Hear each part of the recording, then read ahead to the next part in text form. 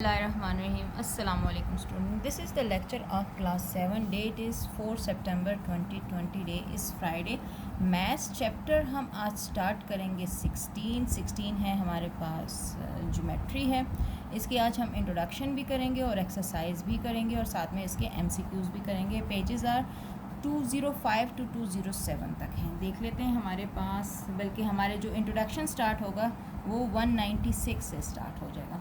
ठीक है, page number 196 से हम स्टार्ट करते हैं। पहले इसकी introduction and then exercise. Introduction में हम बस मेन चीज़ें करेंगे। चैप्टर का नाम है कोऑर्डिनेटर। कोऑर्डिनेटर आपको पता है कोई भी 4 साइड वाली शेप को कोऑर्डिनेटर कहते हैं, चाहे वो यूं हो, चाहे वो यूं हो, चाहे वो यूं हो। कोई भी 4 साइडेड फिगर को हम कोऑर्डिनेटर बोलते हैं। ठीक है, a quadrilateral is a close 4 sided plane figure. Quadrilateral is a close 4 sided plane figure. This is the definition of quadrilateral. ये हैं उसकी शेप्स, देख लें। वेरियस कोऑर्डिनेटर है हमारे पास। पैरेललोग्राम है, रोम्बस है, रेक्टेंगल है, स्क्वायर है, ट्रेपेजियम है, आइसोसेलेस ट्रेपेजियम है, हमारे पास काइट है। ये देखिए कोऑर्डिनेटर के हमारे पास जो कैटेगरीज डिवाइड हुई हुई हैं। जो पैरेललोग्राम हैं वो ये हैं, जो नॉन पैरेललोग्राम हैं वो ये हैं। पैरेललोग्राम टाइप कोऑर्डिनेटर में रेक्टेंगल भी पैरेललोग्राम की शेप है, स्क्वायर भी पैरेललोग्राम की शेप है, रोम्बस भी पैरेललोग्राम की शेप है। अब नॉन पैरेललोग्राम में कौन सी आती है? काइट आती है, ट्रेपेजियम आती है, आइसोसेलेस ट्रेपेजियम आती है। ठीक है, ये हमारे पास ये वाली 2 कैटेगरीज़ में हमने डिवाइड किया। ये पैरेललोग्राम, रेक्टेंगल पैरेललोग्राम कैसे होता है, स्क्वायर पैरेललोग्राम कैसे होता है, रोम्बस पैरेललोग्राम कैसे हो सकता है, ये हम आगे भी आपको बताएंगे। यहाँ पर इनकी प्रॉपर्टीज़ हैं। प्रॉपर्टीज़ इतने डेफिनेशन कर लें, बेशक आप प्रॉपर्टीज़ करने की इतनी ज़रूरत नहीं है, मेन आपको आना चाहिए। अब यहाँ पैरेललोग्राम कहते हैं a quadrilateral is a parallelogram if 2 pairs of opposite sides are parallel and equal. ठीक है, pairs of sides are parallel and equal. तो हमारे पास ऐसे कोऑर्डिनेटर को क्या कहेंगे? पैरेललोग्राम कहेंगे। यानी कि अगर 2 पेयर ऑपोजिट साइड्स के सेम और इक्वल हैं तो वो पैरेललोग्राम है। इसीलिए तो हम रोम्बस को भी पैरेललोग्राम कहते हैं, हम रेक्टेंगल को भी पैरेललोग्राम कहते हैं, हम स्क्वायर को भी पैरेललोग्राम कहते हैं। अगले पे आ जाएं आप। प्रॉपर्टीज़ हैं, रेक्टेंगल देख लें। A rectangle is also parallelogram is it possesses all the properties of a parallelogram. Rectangle में भी सारी की सारी पैरेललोग्राम वाली प्रॉपर्टीज़ मौजूद हैं। Opposite sides are parallel and equal होती हैं। ठीक है, रोम्बस क्या होता है? रोम्बस में all 4 sides are equal but opposite angles are equal. ठीक है, इसमें भी पैरेललोग्राम वाली प्रॉपर्टी मौजूद है। तो हमारे पास ये थी कुछ कोऑर्डिनेटर्स की, हमने आपको डिफरेंट टाइप्स बताई हैं। अब आ जाए एक्सरसाइज पे। एक्सरसाइज आसान है इसकी, बस 1-2 क्वेश्चन जो आपको ज़रा अच्छे से करने हैं, बाकी बहुत आसान है। फिलिंग द ब्लैंक्स है हमारे पास। The dash of a quadrilateral joins 2 non consecutive vertices. ठीक है, कहते हैं कि कौन सी चीज़ ज्वाइन करती है कोऑर्डिनेटर के 2 नॉन कंसेक्यूटिव। अगर मैं कोऑर्डिनेटर ये बना लूँ और ये वर्टिसेस हैं, अगर वर्टिस 1 है, 2 है, 3 है एंड 4 है। नॉन कंसेक्यूटिव, कंसेक्यूटिव क्या होते हैं? 1 के बाद 2, 2 के बाद 3, 3 के बाद 4। अगर कंसेक्यूटिव होंगे तो क्या होंगे? नॉन कंसेक्यूटिव होंगे तो 1 के बाद 2 को हम स्किप कर लेंगे, 2 को स्किप करके 3, यानी 1 ज्वाइन करता है 3 से और 2 ज्वाइन करता है 4 से। तो इसको क्या कहते हैं? The diagonal of a coordinator join 2 non consecutive vertices. हमारे पास क्या आएगा यहाँ पे? डायगोनल जो 2 वर्टिसेस को ज्वाइन करे, ये वाली वर्टिस को नहीं, नॉन कंसेक्यूटिव वर्टिसेस को ज्वाइन करें, यानी आमने ऑपोजिट वर्टिस को आपस में ज्वाइन करें, उसको क्या कहते हैं? डायगोनल कहते हैं। The sum of the angle in a quadrilateral is, अगर ये आपके पास एक कोऑर्डिनेटर है और यूँ मैं इसको डिवाइड कर दूँ तो ये ट्रायंगल में कितने होते हैं? 180। दूसरे ट्रायंगल में कितने होते हैं? 180 कितने हो गए? 360। The opposite sides of a dash are not parallel. इसमें से कौन सी शेप है जिसकी ऑपोजिट साइड पैरेलल नहीं होती? सिर्फ काइट एक ऐसी शेप है जो ऑपोजिट पैरेलल नहीं होती, तो हम यहाँ पे लिखेंगे kite. The opposite angle in a parallelogram are dash. Opposite, ये पैरेललोग्राम है तो ऑपोजिट एंगल ये और ये सेम होती हैं, यानी इक्वल होती हैं। In a rhombus all the sides are equal. Rhombus में भी ऑल साइड्स इक्वल होती हैं स्क्वायर की तरह। ओके, अब ये देख लेते हैं। कहते हैं state whether the following are true or false. The trapezoid is a parallelogram. Trapezoid is not a parallelogram, क्योंकि यहाँ पर हम उसके जो दो कैटेगरीज में उन्होंने डिवाइड किया है, उसमें ट्रेपीजियम को उन्होंने नॉन पैरेललोग्राम में डाला हुआ है, तो trapezoid is not a parallelogram, it is false. The pair of a adjacent angle in a parallelogram are supplementary. ये भी ट्रू है। Pair of adjacent angle in a parallelogram, अगर मैं पैरेललोग्राम में कहती हूँ आपको, तो एडजेसेंट एंगल जो साथ में जुड़े हुए हों, ये है और ये, तो ये हमारे पास क्या होंगे? सप्लीमेंट्री होंगी, यानी इन दोनों को ऐड करेंगे तो हमारे पास 180 के बराबर आएगा।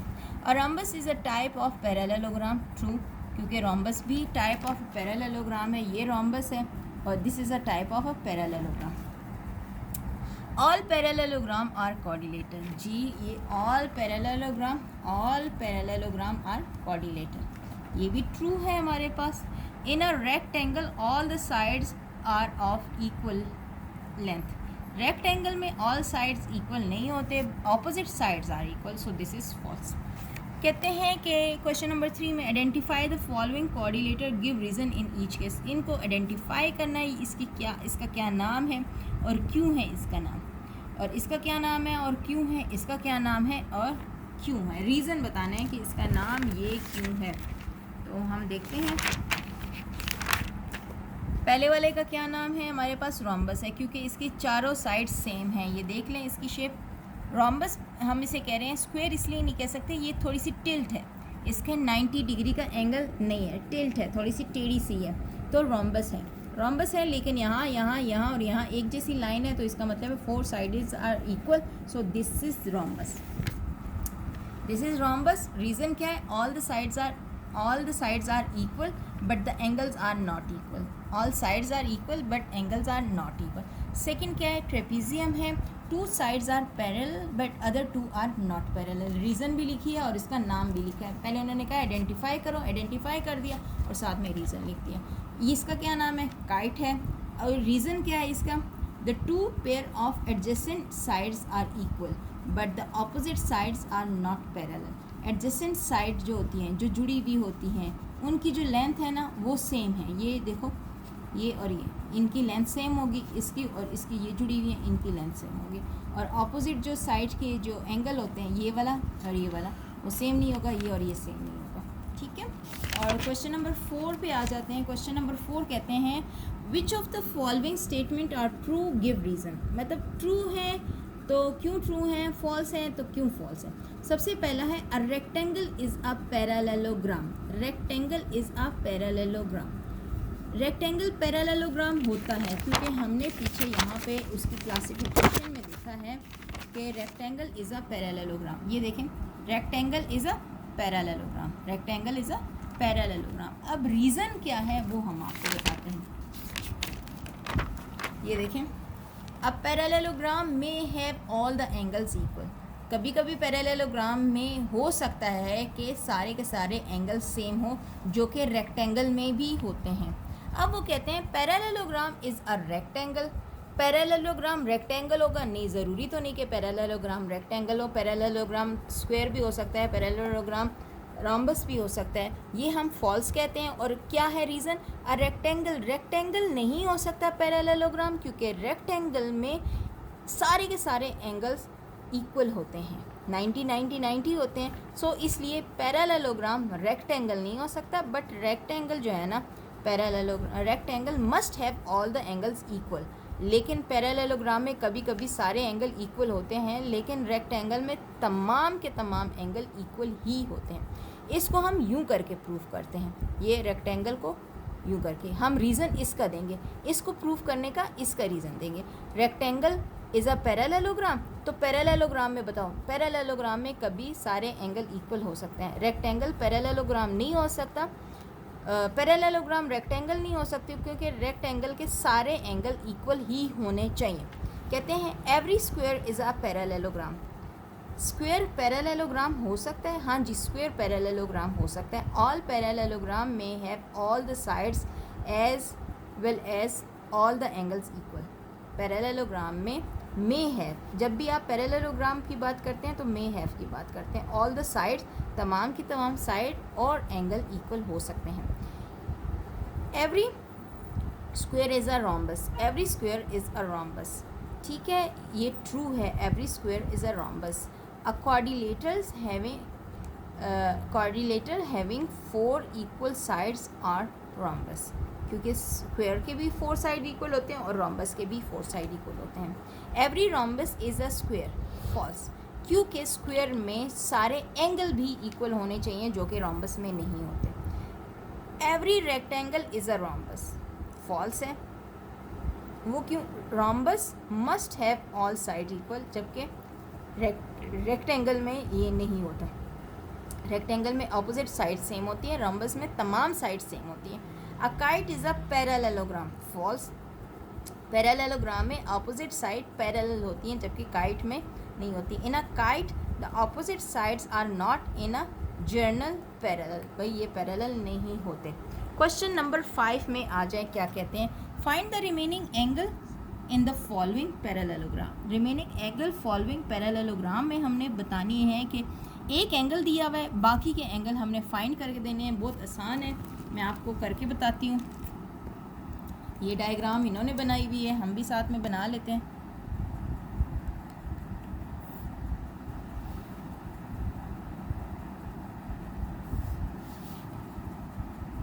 एक रोम्बस बनी हुई है, ठीक है, यहाँ पर 110 है, ये ए है, ये बी है, ये सी है और ये डी है। इसको मैंने यहाँ से भी एक्सटेंड कर दिया, यहाँ से भी एक्सटेंड कर दिया, यहाँ से भी और यहाँ से भी। ठीक है, बड़ा आसान हो जाता है यूँ करके करना।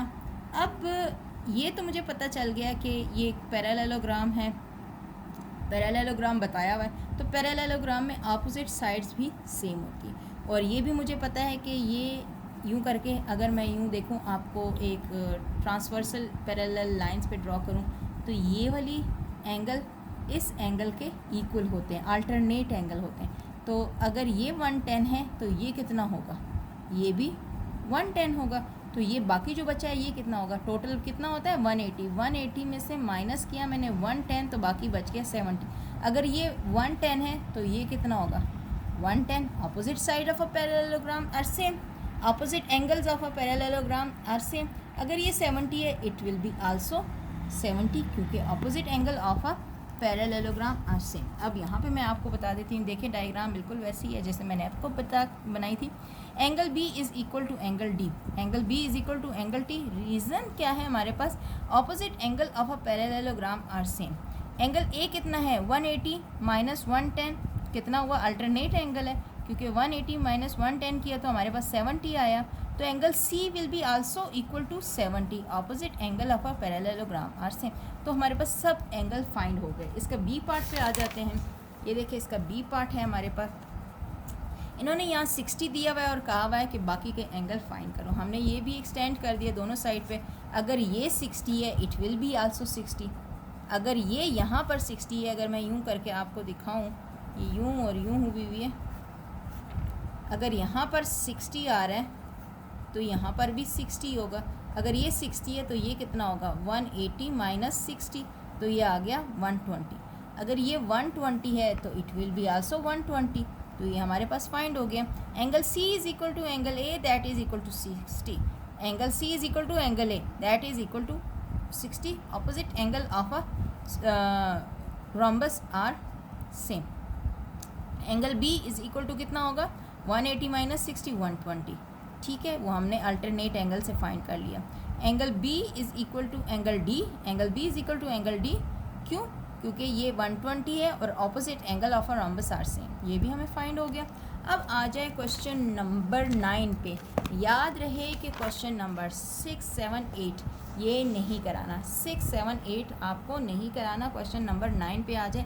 कहते हैं find the remaining sides of the following parallelogram in the given figure. Find the remaining angles of a parallelogram.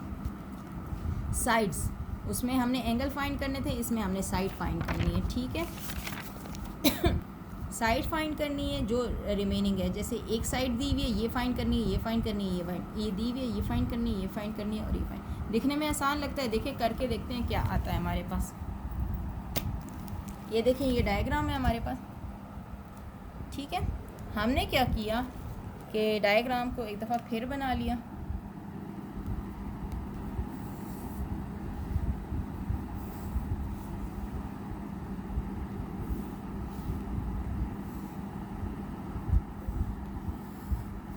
यूँ करके बना लिया, यानी कि उसके चारों साइड्स को हमने एक्सटेंड कर लिया। सही, हमारे पास डायग्राम की शक्ल यूँ है। This is A, this is B, this is C and this is D.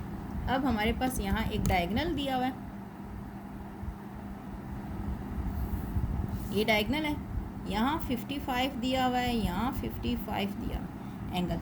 ठीक है, अब अगर इसको मैं देखूँ, ये वाली, ये पैरेलल है, ये वाली लाइन और ये वाली लाइन पैरेलल है। अगर ये पैरेलल है तो और यूँ भी पैरेलल है। ठीक है, और मैं इसको देखूँ यूँ और यूँ अगर पैरेलल है, यहाँ से लेकर ये एक ट्रांसवर्सल है, यहाँ से लेकर यहाँ तक का जितना एंगल होगा वो यहाँ से लेकर यहाँ तक का भी होगा। अगर ये 55 है तो ये भी 55 है।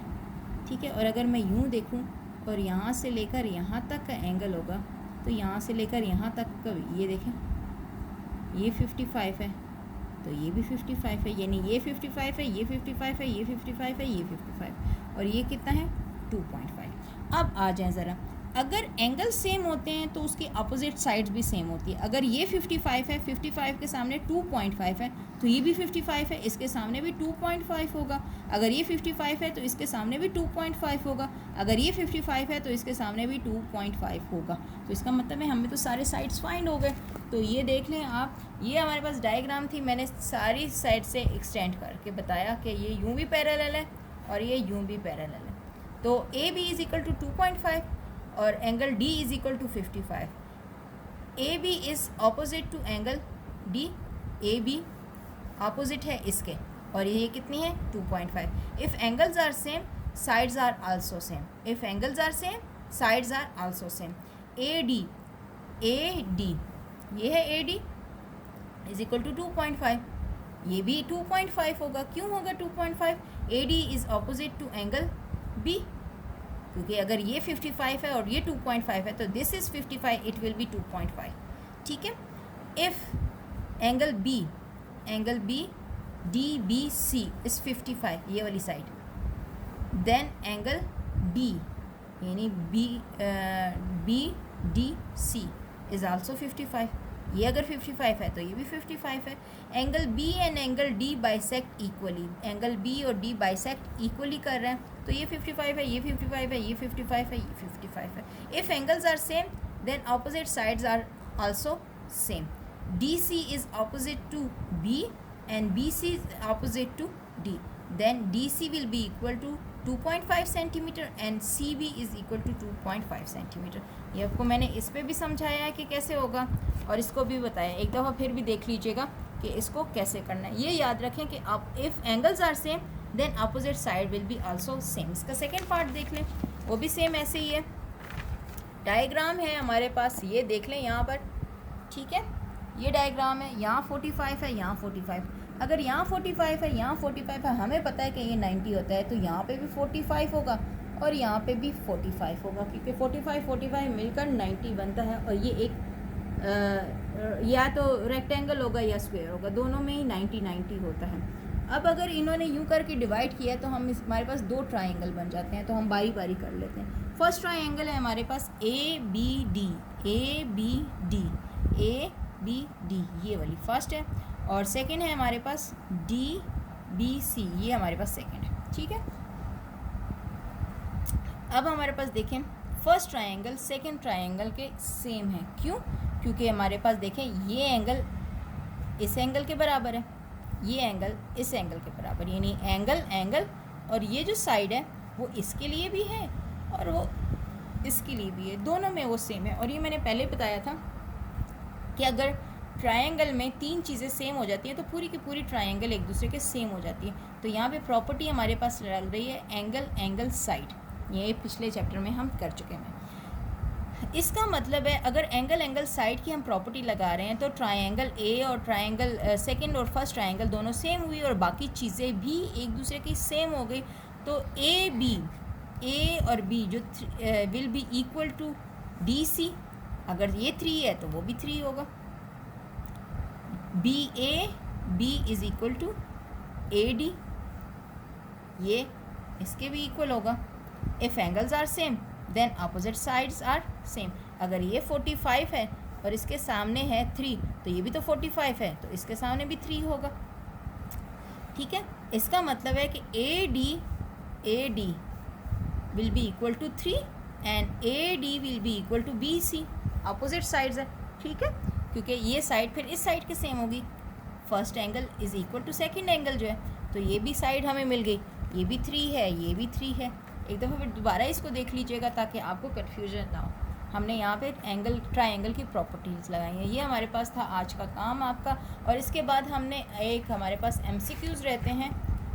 ओके, क्वेश्चन नंबर 10 भी रहता है हमारे पास, देख लेते हैं वो क्या है। हमारा छोटा सा क्वेश्चन है, in which of the 4 sided figure the diagonals are. 4 sided figure हमारे पास कोऑर्डिनेटर होते हैं और वो कहते हैं इक्वल भी हो उसमें डायगनल, एट राइट एंगल पे भी हो, इक्वल भी हो और राइट एंगल पे भी हो। तो वो एक ये वाला जो होती है स्क्वायर, उसमें अगर मैं डायगनल को ड्रॉ करूँगी तो दोनों डायगनल सेम भी होंगे और राइट एंगल पर भी होंगे। तो एक स्क्वायर ऐसी शेप है जो उसके डायगनल इक्वल भी होते हैं और राइट एंगल भी होते हैं। कहते हैं डायगनल अनइक्वल हो बट हो राइट एंगल पे, अनइक्वल हो। ठीक है, तो वो कौन सी होती हैं? हम इसको राइट एंगल पे तो वो होंगी लेकिन अनइक्वल हो, ये भी हो गया और ये हो गया। राइट एंगल पे है लेकिन एक छोटा और एक बड़ा है, तो ये रोम्बस होता है। ठीक है, अनइक्वल हो, unequal and not at right angle. Parallelogram देख लो, उस पर इक्वल भी नहीं होते और राइट एंगल पे भी नहीं होते। पैरेललोग्राम आ गया, इक्वल हो but not at right angle. तो रेक्टेंगल को देख लो, डायगनल तो इक्वल है बट राइट एंगल पे नहीं है। तो ये इसके आंसर आ गए हमारे पास। MCQs हैं। MCQs कहते हैं select the correct answer from the given option, which of these is a coordinator. कौन सा कोऑर्डिनेटर है? सर्कल नहीं हो सकता, 4 कोने नहीं होते, ट्राइंगल के 3 होते हैं, स्क्वायर इज़ अ कोऑर्डिनेटर। ठीक है, which of these is not a parallelogram. इसमें से पैरेललोग्राम कौन सा नहीं है? ट्रापेजॉइड जो है ना हमारे पास पैरेललोग्राम नहीं है।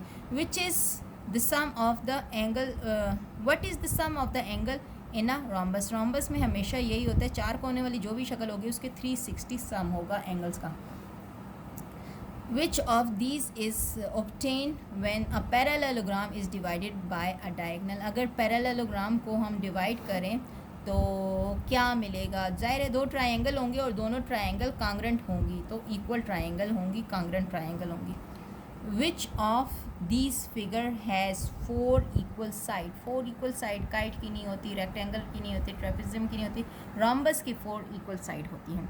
इन the given shape the sum of the interior angle is 180, 360, 720। ये भाई एक 1 2 3 4 5 6 साइडेड है। अगर मैं इसको बीच में डिवाइड कर दूँ तो ये 4 साइडेड, ये 4 साइडेड जो है 4 साइडेड के 360 यहाँ हो गए, 360 यहाँ हो गए, 360 मिल के हो गए 720। तो ये इसमें कितने एंगल्स होंगे? 720 होंगे। 7 में देखें, in the parallelogram ABCD, in a parallelogram ABCD अगर एक एंगल है हमारे पास 40, the values of the other angle is. आपको ये याद होना चाहिए कि मिल के 360 बन जाना चाहिए। एक है अगर 40 तो दूसरा कौन सा होगा? अगर ये 40 है, ये 140 ऐड करके देख लेते हैं। 140 कितना होता है? ये आ गया और ये बीच में फिर 40 और फिर वो एक गिवन वाला 40। 1 2 3 4 ज़ीरो हैं हमारे पास, 1 2 3 4 ये हमारे पास, और ये आ गया हमारे पास एक कैरी 1 2 3 360। तो ये 360 पे ए वाला ऑप्शन हमारा पूरा उतर रहा है क्योंकि ऐड करके 360 आना चाहिए। ये था हमारे पास आज का काम। मैंने तो जल्दी जल्दी करवाया है, लेकिन आप इसको स्लोली भी कर सकते हो, क्योंकि आपके पास ऑप्शन है एक क्वेश्चन को 2 दिन में भी कर लो, 3 दिन में भी कर लो, लेकिन मुझे एक ही गो में ये करवाने होते हैं। मैं आपको एक दफ़ा दिखा देती हूँ आज का काम, ठीक है। ये था हमारे पास चैप्टर 16। ये डेफिनेशंस और क्वेश्चंस वगैरह है सारी। डेफिनेशन आपको लिखने की ज़रूरत नहीं है, बस क्वेश्चन नंबर 3 से आपका शुरू होता है। कॉपी वर्क 1 और 2 आपका बुक पे होगा। ये क्वेश्चन नंबर 3 है, ये क्वेश्चन नंबर 4 है, ये क्वेश्चन नंबर 5 है, 5 का सेकंड पार्ट, ये क्वेश्चन नंबर 9 है आपका, और ये है 9 का सेकंड पार्ट, ठीक है। हो सकता है इसके बाद इंशाल्लाह हम स्कूल में मुलाकात हो हमारी। दुआ करें आप भी और हम भी दुआ करेंगे, और इंशाल्लाह अब हमारी स्कूल में मुलाकात होगी। तो आप भी अपना सेहत का ख्याल रखें, कोशिश करें कि अपने स्कूल के बताए हुए SOPs पर आप पाबंदी से अमल दरामद करें, और जितना अपना ख्याल रखेंगे उतना ही आप असल में दूसरे का ख्याल रख रहे हैं। इसका मतलब है कि अगर आप साफ़ सुथरे रहेंगे तो आपसे किसी और को बीमारी नहीं लगेगी और किसी और से आपको नहीं लगेगी। अपने मास्क और सैनिटाइज़र का ख्याल रखें। मास्क को एक को बैग में भी रखें और लगा के भी रखें, और सैनिटाइज़र स्पेशली अपने बैग में रखें। अपना ख्याल रखेंगे तो इसका मतलब है आप सब का ख्याल रख रहे हैं। बस अपनी सेहत का ख्याल रखें, हमारी सेहत का ख्याल रखें, दुआओं में ज़रूर याद रखें। Thank you so much. अल्लाह हाफ़िज़।